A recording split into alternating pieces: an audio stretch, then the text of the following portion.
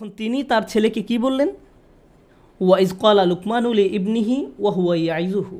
লুকমান যখন উপদেশ দেওয়ার সময় তার ছেলের দিকে ফিরে বললেন, হে আমার ছেলে, আমার প্রিয় সন্তান, লা তুশরিক বিল্লাহ, আল্লাহর সাথে শিরক করো না, আল্লাহর কোনো অংশীদার সাব্যস্ত করো না।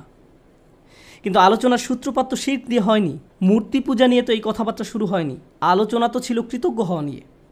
আমরা শাব্দিক দৃষ্টিকোণ থেকে একটি বিষয় এখানে শিখছি, শিরক এবং শুকর এর একটি শাব্দিক মিল আছে।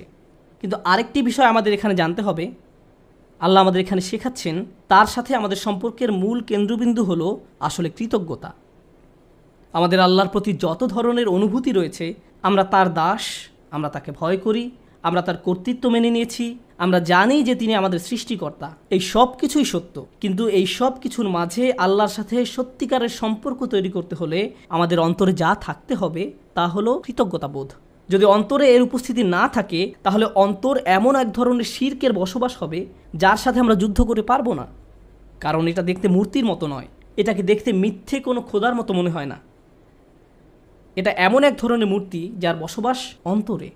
তো তিনি তার সন্তানকে বলেন, আল্লাহর সাথে শিরক করো না, আল্লাহর প্রতি অকৃতজ্ঞ হয়েও না বলার পরিবর্তে তিনি এই কথা বললেন। কারণ তিনি যেহেতু মনে করেন কৃতজ্ঞ হওয়াই আসলে প্রজ্ঞা, আল্লাহর পাশাপাশি কোনো কিছুকে স্থাপন করো না। আমরা এটা কিভাবে বুঝব? লুকমান তার ছেলেকে আসলে কী শিক্ষা দিচ্ছেন? প্রসঙ্গত এটা শুধু সন্তানের সাথে পিতার কথোপকথন নয়, বরং এটা এমন যে কারো জন্য হতে পারে যার অধীনে কেউ বাস করে।